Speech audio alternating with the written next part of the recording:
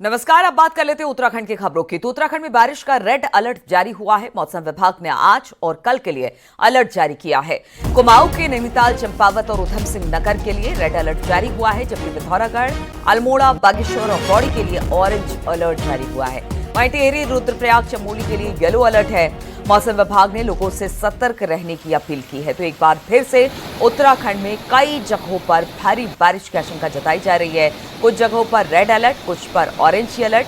मौसम विभाग ने कहा है कि भारी बारिश हो सकती है।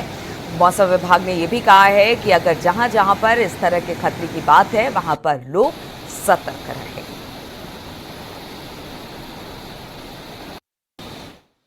अगर मैं बात करूं नैनीताल, चंपावत और उधम सिंह नगर की, तो इनमें भारी से बहुत भारी वर्षा जो है कुछ जगहों में मिलने की संभावना है 21 और 22 को। और जो अत्यंत भारी वर्षा है वो भी कहीं कहीं पर 21 और 22 तारीख को इन डिस्ट्रिक्ट्स में वो मिलने वाली है। तो मैं लोगों से यही अपील करूंगा कि जो 22 की रात है, 21 की रात भी है, इसी तरह काफ़ी अलर्ट रहना है। और 22 की रात को विशेषकर तो आप देखेंगे जो लैंडस्लाइड है या फिर जो है घाट गदेरों में, नदियों में जो पानी है, उसका जल स्तर जो 22 रात या 23 सुबह में आप देखेंगे कि मैक्सिमम वो पहुंच जाएगा। और इसी पर बातचीत करने के लिए वीरेंद्र बिष्ट इस वक्त नैनीताल से हमारे साथ जुड़ गए हैं। वीरेंद्र, मौसम विभाग ने कई ऐसे जिले हैं जहां पर रेड अलर्ट जारी किया है, कुछ जगह पर ऑरेंज अलर्ट है, खासतौर पर नैनीताल में रेड अलर्ट है। इसके लिए किस तरह की तैयारी की गई है? देखिए नीलू, जिस तरह से मौसम विभाग ने चेतावनी जारी की है और पहले भी जिस तरह से मौसम विभाग ने कहा है, तो उसका असर दिखा भी है। हालांकि जिस तरह से पहाड़ों में लैंडस्लाइड की घटनाएं हुई हैं, हल्द्वानी वाला जो क्षेत्र है वहां पर जो नाले से लगातार पानी आ रहा था, कई घरों को खतरा बन गया था, कई गाड़ियां वहां पर बह गई, तो उसका सीधा असर आम जनता पर या आम जनजीवन पर पड़ रहा है। हालांकि आज भी रेड अलर्ट जारी किया है, दिन के बाद मौसम बदलने की बात मौसम विभाग ने की गई है, तो जिला प्रशासन ने उसकी तैयारियां भी की हैं। हर तहसील जितने भी हैं, नैनीताल जिले की जो तहसील हैं, उनमें सभी एसडीएम को कह दिया गया है कि आप टीम बनाकर तैयार रहें। अगर कहीं आपदा जैसी स्थितियां बनती हैं तो उन इलाकों में त्वरित जो रेस्क्यू है उसको भेजा जा सके।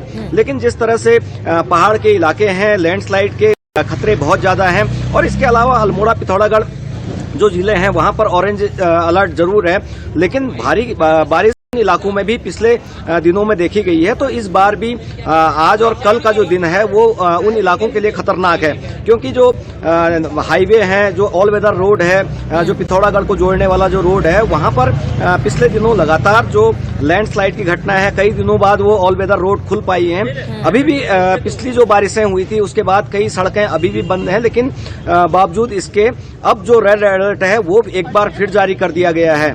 लेकिन खास बात यह है कि नैनीताल जिला प्रशासन ने जो रेड अलर्ट जारी हुआ है उसके बाद जो पहाड़ के जो गधेरे हैं, नाले हैं, नदियां हैं या फिर जो झील झरने हैं, उनके इर्द गिर्द जाने पर रोक लगा दी है।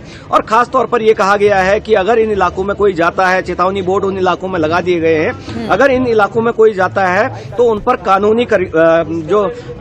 कानूनी प्रक्रिया है उसको भी किया जाएगा और उनकी गिरफ्तारी तक की जा सकती है। क्योंकि पिछले दिनों जो नैनीताल का धारी वाला इलाका है वहां पर एक फौजी था, वो बह गया था।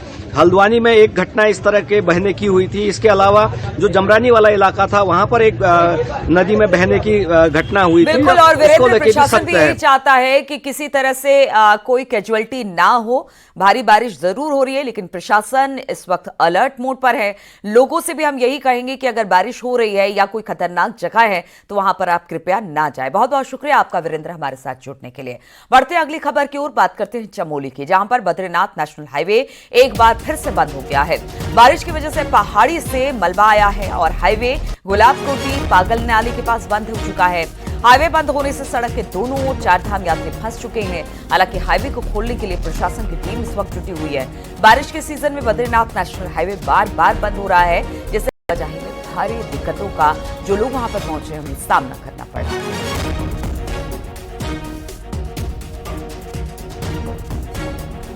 बातचीत करने के लिए नितिन सेमवाल इस वक्त फोन लाइन पर हमारे साथ जुड़ गए हैं। नितिन, एक बार फिर से मौसम विभाग ने भारी बारिश का अलर्ट जारी किया है। कहीं पर ऑरेंज है, कहीं पर रेड अलर्ट है। ऐसे में कई रास्ते अब भी बंद हैं। अब जब एक बार फिर से बारिश होगी तो मुसीबतें और बढ़ने वाली हैं।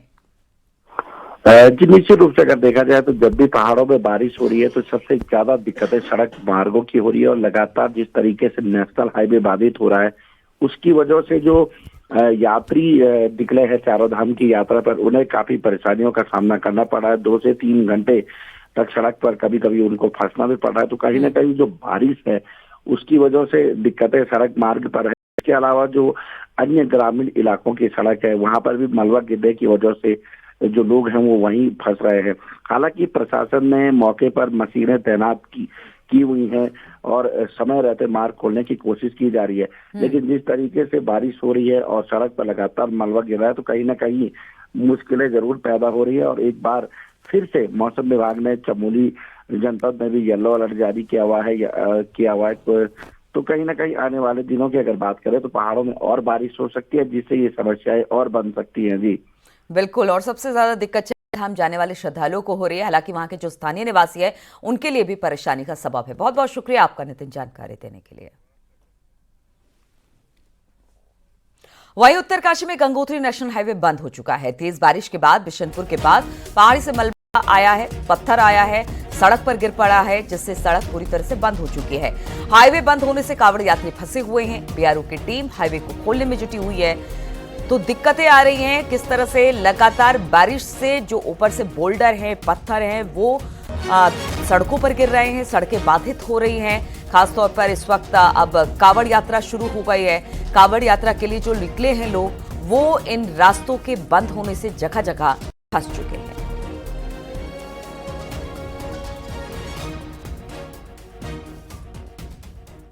और पहाड़ों की रानी मसूरी में हुई बारिश के चलते कोतवाली परिसर में लैंडस्लाइड हो गया। लैंडस्लाइड होने से कोतवाली परिसर में एक बड़े हिस्से पर खतरे मंडरा रहा है। वहीं थाना कैंपस में बना एक मंदिर भूस्खलन की चपेट में आ गया। इसके अलावा पुलिसकर्मियों की 2 बाइक भी दब गई। भूस्खलन के चलते करीब 7 रिक्शे भी दब गए। तो आप तस्वीरें देख सकते हैं, जब लैंडस्लाइड होती है तो कितनी ज्यादा दिक्कत होती है। लोगों के तबाह हो जाते हैं, गाड़ियां सब तबाह हो जाती है, कई लोगों के मारे जाने की भी खबर होती है। मसूरी से ऐसी ही एक खबर आई, मलबे में 2 बाइक 7 रिक्शे दब गए जब वहां पर लैंडस्लाइड हुआ।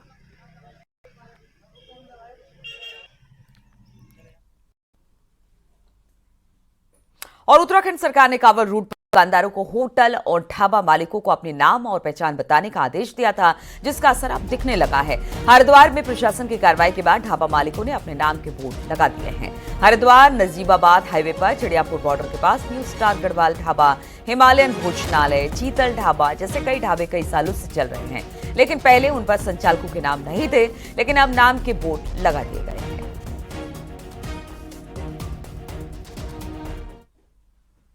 बोर्ड लगवा दिए, नाम लिखवा दिया है सबका। जो इसको चलाता है, जिसके नाम रजिस्ट्रेशन है, उसका नाम लिखा गया। हमें उससे कोई एतराज़ नहीं है। हमें फ़ायदा, हमें नुकसान नहीं है, मगर जो लोग और होंगे उन्हें नुकसान और फ़ायदा वो अपना आप बताएंगे। हम बिल्कुल अपनी जगह सही हैं। हमने पहले भी बोर्ड लगा रखे थे, उसके बीच में हमारे बोर्ड हटवाए गए थे।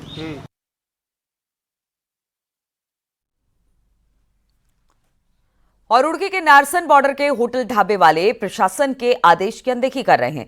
प्रशासन ने सभी होटल ढाबों के मालिकों को नाम लिखने के आदेश दिए थे, लेकिन नारसन बॉर्डर के कई ढाबों पर मालिक का नाम बाहर नहीं लिखा गया। वहीं ये भी बताया जा रहा है कि कई गैर हिंदुओं ने कांवड़ यात्रा के लिए अपने ढाबे हिंदुओं को किराए पर दे दिए हैं, और कई ढाबा चलाने वालों का कहना है कि उन्हें प्रशासन के आदेश का पता ही नहीं। किराए पर लिया होगा। हाँ जी, साल जब भी कावड़ आती है तो मैं लेता हूँ किराए पर, मतलब। हाँ जी। किसका है ये होटल है शेख चौधरी लिबार्टी। लगभग 4-5 साल से मैं ये कावड़ चला रहा हूँ, मतलब। 14 फरवरी से हमने स्टार्ट किया है ये, और उस टाइम से हम कंटिन्यू इसको हम संचालन कर रहे हैं, और आगे भी कंटिन्यू हम संचालन करेंगे यहाँ पे सेवा वक्तों में। नेम प्लेट के हमारे पास दिशा निर्देश नहीं आए हैं। नेम प्लेट अगर कहेगी गाइडलाइन के अनुसार हम काम करेंगे। ये पहले बनता ही है। जो हमारे मालिक साहब थे गाँव के, इनका लड़का एक्सपायर हो गया था, तो फिर हमने आगे लिया है। अभी 1.5 महीना होगा हमें। अब ये कावड़ के लिए लिया है, फिर इसमें रिपेयरिंग करवा के फिर बाद में सब परमानेंट के लिए खोल लेंगे।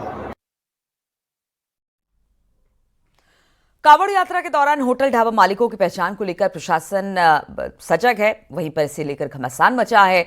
हरिद्वार के ज्वालापुर के कई मुस्लिम परिवार पिछले कई सालों से अपने हाथों से कांवड़ तैयार कर रहे हैं, जो न सिर्फ हिंदू मुस्लिम एकता की मिसाल पेश करता है बल्कि अपने लिए रोजगार भी जुटाते हैं।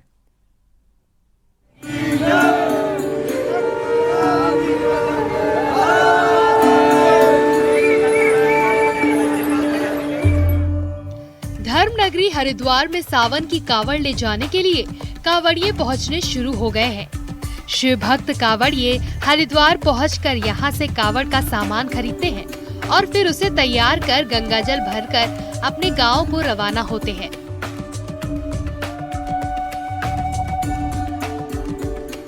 ये देश की कौमी एकता की मिसाल ही है कि आस्था की सबसे बड़ी यात्रा के लिए कांवड़ तैयार करने वाले ज्यादातर कारीगर मुस्लिम हैं। हरिद्वार के अलावा दूसरे कई शहरों में भी मुस्लिम कारीगर ही कांवड़ बनाते हैं। हरिद्वार के ज्वालापुर क्षेत्र में लालपुर रेलवे लाइन के पास बसी मुस्लिम बस्ती के दर्जनों परिवार पिछले कई दशकों से रंग बिरंगी कांवड़ बना रहे हैं। उनका कहना है कि कांवड़ बनाने से उनके मन को भी सुकून मिलता है और ये उनका रोजगार भी है। ये काम करने से थोड़ा सा दिल को सुकून मिलता है और ये हमारा रोजगार है और थोड़ी इसमें हमें फैसिलिटी मिलती है, थोड़ा मोहब्बत है, भाईचारा है, हिंदू मुस्लिम भाईचारा है हमारा। हम इसको 4 मंथ से काम करते हैं और ये हमारा प्रेम का काम है। शिव जी का कैसे काम करते हैं, हम शिव जी का नाम लेके काम करते हैं सारा। ये हमारा कांवड़ का काम है, 4 महीने से करते हैं हम, अपने माही रमजान से काम करते हैं और यही हमारा प्रेम का काम है। कांवड़ बनाने वाले कुछ कारीगर ऐसे हैं जो कई पीढ़ियों से हर साल कांवड़ तैयार करते हैं। रमजान के महीने से कांवड़ बनाने की शुरुआत कर दी जाती है। कांवड़ बनाते वक्त उसमें साफ सफाई और शुद्धता का खास ख्याल रखा जाता है। रमजान में हम काम शुरू करते हैं, अपना रोजा भी रखते हैं और शंकर भगवान जी की कांवड़ बनाते हैं। दिन रात हम बाहर रहते हैं, कांवड़ अंदर रहती है। ये आप खुद देख रहे हो, डांचे बाहर रखते हैं और कांवड़ जो कपड़े वाली होती है वो अंदर रखते हैं। किस वजह से? ये हमारे मंदिर है, इसमें श्रद्धा का काम है, कोई श्रद्धा में किसी को ठेस ना पहुँचे। होटल ढाबों के बाहर नाम लिखवाकर ढाबा मालिकों का मजहब दिखाने को लेकर इन दिनों सियासत गरमाई हुई है। राजनीतिक दल अपना अपना सियासी नफा नुकसान देखकर बयानबाजी कर रहे हैं। इस बीच हरिद्वार के ज्वालापुर में कांवड़ के ये कारीगर हिंदू मुस्लिम और कौमी एकता की सच्ची मिसाल पेश कर रहे हैं। न्यूज़ 18 के लिए हरिद्वार से पुलकित शुक्ला की।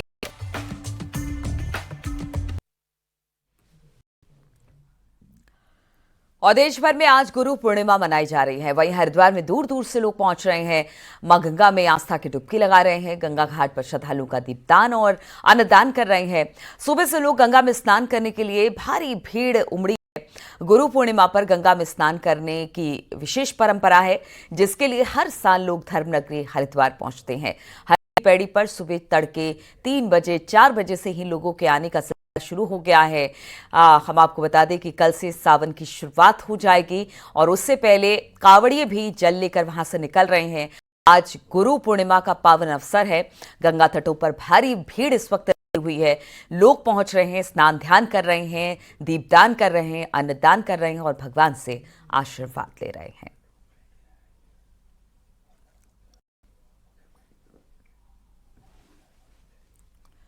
और 4 धाम के नाम पर कोई और ट्रस्ट और समिति नहीं बनेगी। ये सब रोकने के लिए सरकार कानून बनाने जा रही है।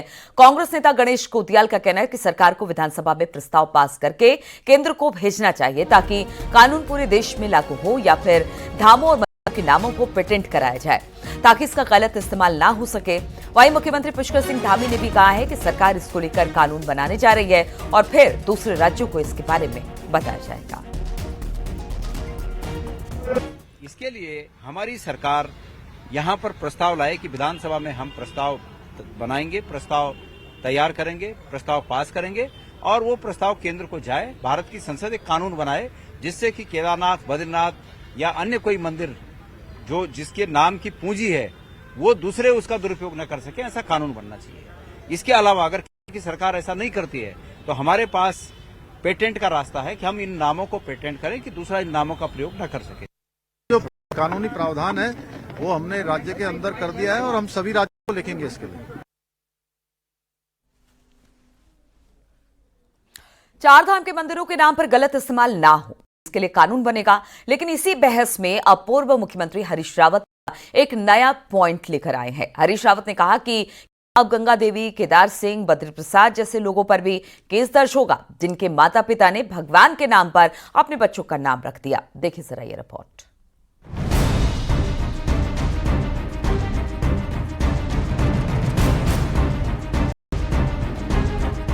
एक तरफ उत्तर प्रदेश और उत्तराखंड में कांवड़ यात्रा रूट पर कारोबार करने वालों को सही नाम बताना होगा, तो उत्तराखंड में दूसरी बहस मंदिरों के नाम के दुरुपयोग पर छिड़ी है। दिल्ली और तेलंगाना के बाद कहीं उत्तराखंड के मठ मंदिरों के नाम का गलत इस्तेमाल ना हो, सरकार इस पर कानून बना रही है। लेकिन इसी बहस में पूर्व मुख्यमंत्री हरीश रावत ने नया मुद्दा जोड़ दिया है। हरीश रावत के मुताबिक देवभूमि और देश में बीजेपी जिस तरह नाम और धाम का खेल खेल रही है, ये बीजेपी अति कर रही है। हरीश रावत ने कहा कि इसका मतलब ये है कि जब उत्तराखंड में कानून लागू होगा तो उन लोगों पर क्या बीजेपी केस दर्ज करेगी जिनके नाम चार धाम मंदिरों और भगवान के नाम पर हैं। मसलन गंगा देवी, बद्री प्रसाद, केदार सिंह, शिव सिंह, जमुना देवी पर क्या केस दर्ज होगा या नाम की वजह से इन्हें हथकड़ी पहनाई जाएगी। केदार धाम, बद्रीनाथ धाम नाम, क्योंकि ये शंकराचार्य, आदि गुरु शंकराचार्य ने हमको दिया है, तो वो राइट किसी और को नहीं दिया जा सकता है। उसको पुष्कर धामी जी या हरीश रावत नहीं ले सकते हैं, तो वहां तक ठीक है। मगर नाम नहीं होगा, केदार सिंह नाम कैसे बदल देगी जिस माँ ने केदार अपने बेटे का नाम रखा है। गणेश गोदियाल, गणेश नाम इसलिए रखा कि गणेश का स्मरण कर ले करके है ना, रख दिया तो उसको हथकड़ी पहना दोगे क्या?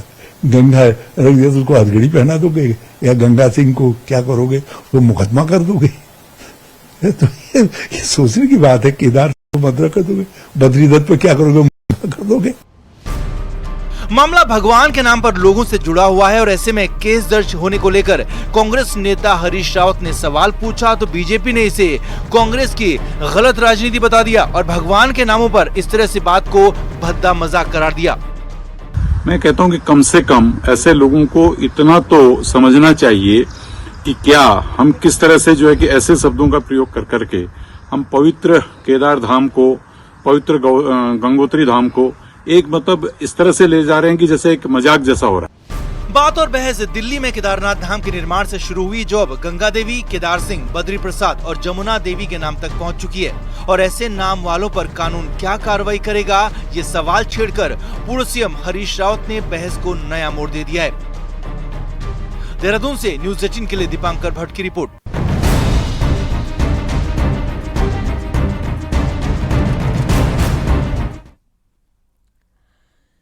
शनिवार को मुख्यमंत्री पुष्कर सिंह धामी अखिल भारतीय विद्यार्थी परिषद के प्रोग्राम में शामिल हुए। डीएवी कॉलेज में हुए प्रतिभा सम्मान समारोह में मुख्यमंत्री ने एबीवीपी से जुड़े स्टूडेंट्स को सम्मानित किया। मुख्यमंत्री ने कहा कि वो खुद एबीवीपी के सदस्य रहे हैं। मुख्यमंत्री ने कहा कि युवाओं के हित को देखते हुए सरकार नकल विरोधी कानून लाई और तब से पेपर लीक का कोई मामला सामने नहीं आया। एनर्जी के क्षेत्र में असीमित एक सीमा है और हम लोग राज्य के अंदर जहां पर्यावरण के संतुलन पर विशेष ध्यान रखते हैं, समूची दुनिया को हम अच्छा पर्यावरण, हवा, पानी और एक अच्छा पर्यावरण देने का काम देवभूमि उत्तराखंड करती है। उत्तरकाशी के शहीद श्रवण चौहान को कल अंतिम विदाई दे दी गई। यमुना नदी के किनारे गंगनानी घाट पर उन्हें पूरे सैन्य सम्मान के साथ विदाई दी गई। अंतिम संस्कार किया गया। सरनौल गांव के श्रवण चौहान लद्दाख में तैनात थे और तबीयत खराब होने से उनका निधन हो गया। उनको अंतिम विदाई देने के लिए पूरा इलाका उमड़ा पड़ा था।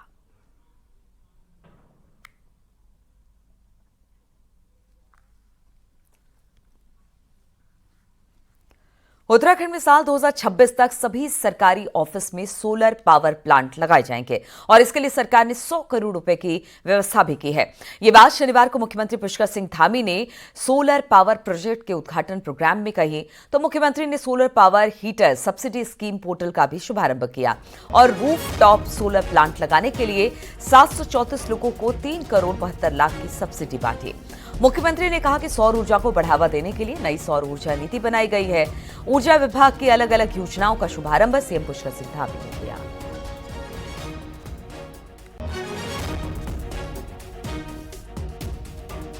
हर्ष का विषय है कि आज हम प्रदेश के 27 शासकीय भवनों में कुल 1.26 मेगावाट क्षमता के सोलर प्लांट का लोकार्पण आज कर रहे हैं। आज किया है हम लोगों ने।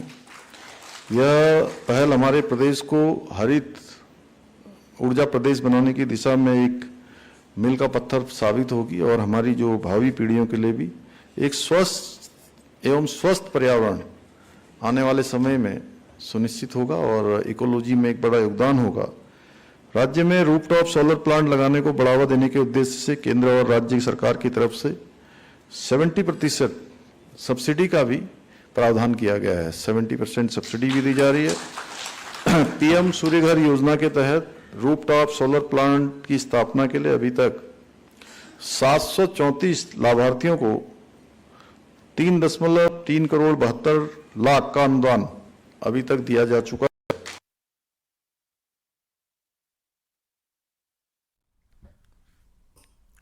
और अब देख लेते हैं पहाड़ टॉप।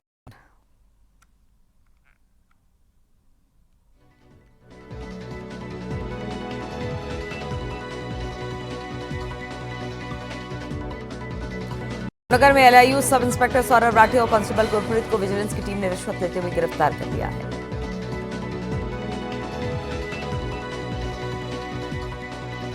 अल्मोड़ा पुलिस ने महंगे शौक पूरा करने के लिए बाइक चोरी करने वाले 2 युवकों को गिरफ्तार किया। दोनों बागेश्वर के रहने वाले हैं। ऋषिकेश में ADJ law and order AP Anshuman ने कांवड़ यात्रा के लिए 3 जिलों में पुलिस अधिकारी की ब्रीफिंग की और कांवड़ यात्रा में कांवड़ियों के साथ व्यवहार को लेकर दिशा निर्देश भी दिए।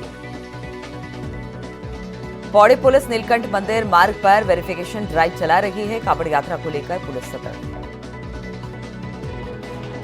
दर्जाधारी राज्य मंत्री दिनेश आर्य ने नैनीताल में अधिकारियों की बैठक ली और शिकायतों का समाधान नहीं होने पर फटकार भी लगाई।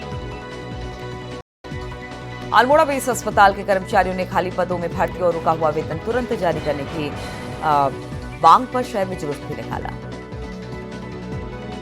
उत्तरकाशी के बाड़ाहाट कांची हाउस में 3 दिन में 3 गायों की मौत हो चुकी है, जिसके बाद कांग्रेस ने नगरपालिका पर सवाल उठा दिए। बागेश्वर में कांग्रेसी कार्यकर्ताओं ने जिला अस्पताल में हो रही अनियमितताओं और गड़बड़ियों की शिकायत डीएम से की। पौड़ी जिले में इस साल के लिए जिला योजना का 120 करोड़ का बजट आज सर्वसम्मति से पास कर दिया।